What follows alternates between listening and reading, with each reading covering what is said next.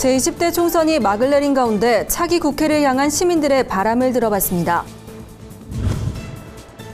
기독교인들의 신앙 가치를 되묻는 영화 신을 믿습니까가 오는 21일 개봉합니다.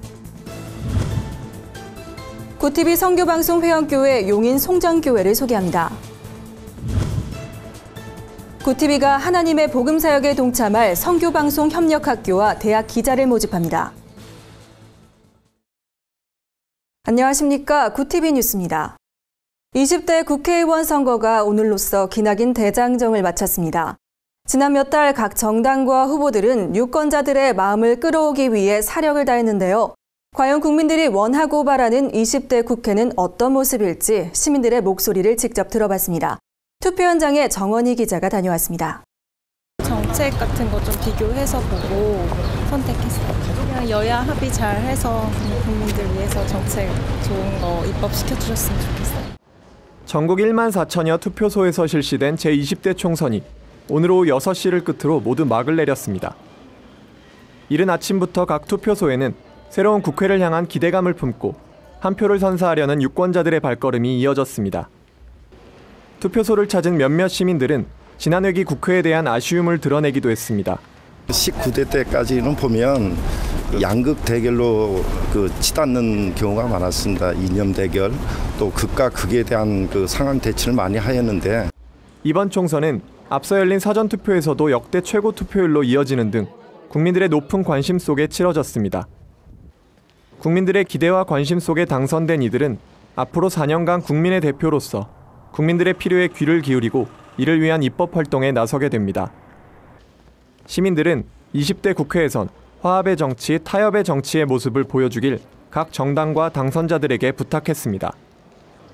또한 특권을 내려놓고 낮은 자리로 내려가 민심에 귀를 기울임으로써 약자들을 대변해주는 진정한 국민의 대표가 돼주길 당부했습니다. 저는 정치는 잘 모르는데 지금까지 보면 좀 억울하게 당한 사람들이 많지 않았나 싶어요. 근데 그런 것들 이렇게 정치하는 사람들이 잘 이렇게 좀 들어주고 국민들이 궁금해하는 것도 좀 다 잘 풀어주고 했으면 좋겠어요. 이번 선거 유세 과정에서 각 정당들은 앞다투어 민생 살리기를 대표 공약으로 내세웠습니다. 그렇지만 이것이 단순히 표를 얻기 위한 수단에 그칠 것인지는 앞으로의 행보를 주목해봐야 할 것입니다. 그동안 국민들에게 희망보다는 실망을 더 많이 안겨줬던 국회가 과연 이번 20대에선 시민들의 기대와 바람에 부응할 수 있을지 기대해봅니다. 구TV 뉴스 정원입니다.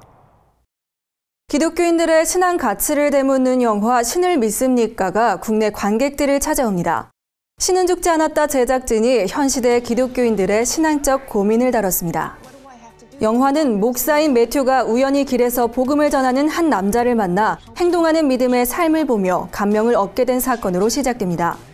신은 믿습니까란 질문을 통해 삶의 갈등을 가진 12명의 인물들이 십자가의 능력을 점차 깨닫고 행동하는 믿음의 삶을 실천하며 벌어지는 이야기를 담았습니다. 이 영화는 용기와 믿음, 희망의 메시지로 기독교인들에겐 새로운 은혜와 감동의 순간을, 비기독인들에겐 신의 존재에 대한 답을 제시합니다. 영화 신을 믿습니까는 오는 21일 스크린을 통해 공개될 예정입니다. 오늘의 사회 이슈를 김민정 기자가 종합해드립니다. 오늘의 이슈 포커스 김민정입니다. 4.13 국회의원 선거일을 맞아 투표소로 향하는 시민들의 발걸음이 이어졌습니다. 올해 총선을 앞두고 각계 단체에선 투표 참여 캠페인이 이어졌는데요. 시민단체를 비롯해 학생들이 거리 캠페인에 나서 투표를 독려했습니다. 올해 국회의원 선거에 대한 관심이 높은 만큼 시민들의 투표 결과에 관심이 집중되고 있습니다. 정부가 대한민국 국적을 포기하고 병역 의무를 벗어난 사람에게 재산 상속 시 불이익을 주는 방안을 검토하고 있습니다. 병역 의무를 이행하지 않고 국적을 이탈한 사람에게 상속세와 증여세를 중과세한다는 방침인데요. 이들의 국내 입국을 금지하는 한편 세금 폭탄으로 제2의 유승준을 확실히 막겠다는 취지여서 주목됩니다. 인터넷상에서 성매매와 음란 정보 유통이 급증한 것으로 나타났습니다. 방송통신심의위원회는 성매매와 음란 정보가 지난해 같은 기간보다 56.8%로 크게 증가했다고 밝혔습니다. 성행위 등의 구체적인 묘사와 노출, 성매매를 알선 유도하거나 조장하는 내용이 다수를 차지했고 개인 성행위 영상 등 초상권을 침해한 내용도 포함됐습니다. 네, 생후 4개월 만에 처음으로 엄마 얼굴을 또렷이 본 어린아기의 모습이 화제가 됐습니다. 이 아기는 희귀 질환으로 앞을 볼 수 없었는데 최근 가족 모임에서 특수 안경을 쓰고 엄마 아빠와 주변 세상을 처음 봤습니다. 엄마와 눈이 마주친 아기가 활짝 웃는 모습이 네티즌들에게 잔잔한 감동을 전했습니다. 일본 맥도날드 광고 영상을 두고 일본 네티즌들 사이에서 논란이 빚어지고 있습니다. 광고 속 여직원이 손님에게 두 손을 모으고 허리를 숙여 인사하는 장면을 두고 일부 네티즌들이 일본식 인사가 아니라 한국식 인사라며 비판했기 때문입니다. 불매운동 움직임까지 이는 가운데 맥도날드 측은 광고 삭제를 고려하고 있는 것으로 알려졌습니다.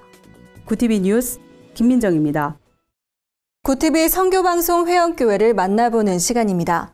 정교인 전도와 제자 훈련으로 폭발적인 부흥을 경험하고 있는 용인 섬정교회를 다녀왔습니다. 유남희 기자입니다. 토요일 오후 교회 예배당과 비전센터 곳곳이 분주합니다. 다음 날 있을 새신자 해피코스 준비 때문입니다. 교회를 처음 나온 이들을 대상으로 8주간 이어지는 해피코스는 첫날 공연과 토크쇼, 소그룹 나눔을 통해 사람들의 마음을 엽니다. 이 과정을 통해 교회에 정착한 성도들은 곧바로 제자 훈련을 받고 교회의 든든한 일꾼으로 서갑니다. 7번째 진행되는 해피코스 덕에 매년 송전교회에서 세례를 받는 인원은 40~50명에 달합니다. 저희 목사님의 그 비전이 영혼 구원에 초점을 두시고 계셔요. 그래서 저희 성도들 또한 그 목사님의 비전에 맞춰서 비전을 공유해서 사역을 열심히 하고 있고요. 용인 시골교회의 놀라운 성장은 영혼 구원과 제자 훈련에 올인하는 권준호 목사의 열정 때문입니다.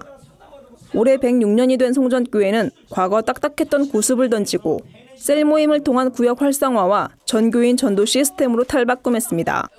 이제는 모든 성도가 권 목사의 비전을 공유하고 함께 뛰고 있습니다. 주님이 원하는 교회는 전체가 다 전도하는 교회인데 셀 리더 중심으로 월, 화, 수, 목, 금, 토, 주일까지 저도 전도하고 다 전도해서 전 성도들이 전도할 수 있는 전도형 교회로 지금 가고 있습니다.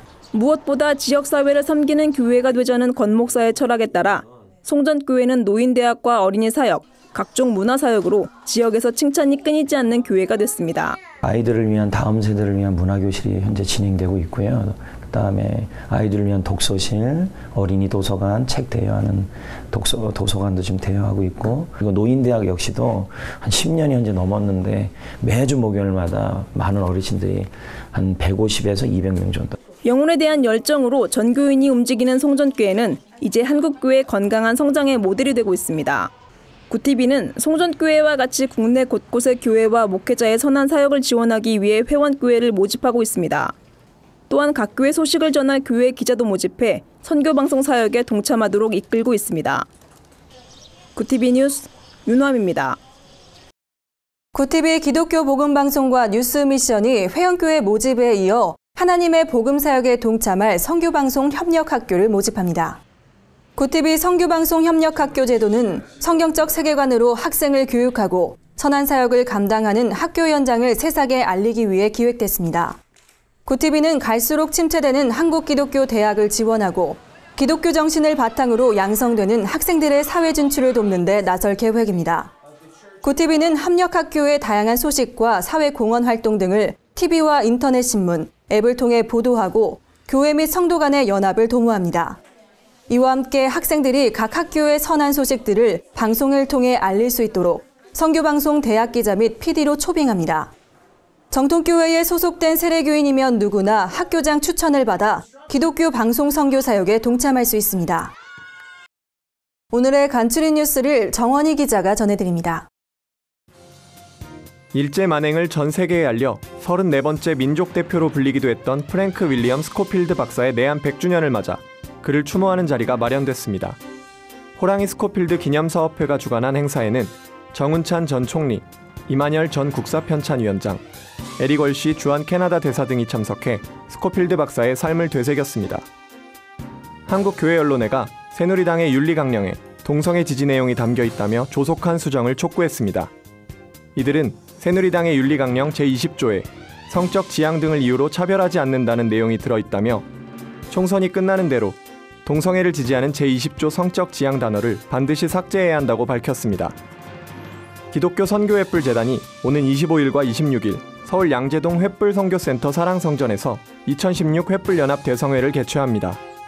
지경을 넓히라는 주제로 열리는 이번 집회는 YWAM 창시자이자 총재인 로렌 커닝햄 목사, 할렐루야 교회 김상복 원로 목사, 월드미션 프론티어의 대표 김평육 선교사 등이 주강사로 나섭니다. 한국기독교교회협의회가 오는 17일 오후 2시 서울 마포 하늘나루 감리교회에서 장애인주일 연합예배를 드립니다. 교회협은 지난 1989년 총회 결의에 따라 매년 4월 20일 직전 주일에 연합예배를 드려왔습니다. 이날 참석자들은 정의평화위원회 장애인 소위원회가 작성한 장애인과 비장애인이 함께하는 공동기도문으로 함께 기도할 예정입니다. 이상으로 뉴스를 마칩니다. 구티비 뉴스는 인터넷 신문 뉴스 미션을 통해서도 보실 수 있습니다. 시청해주신 여러분 고맙습니다.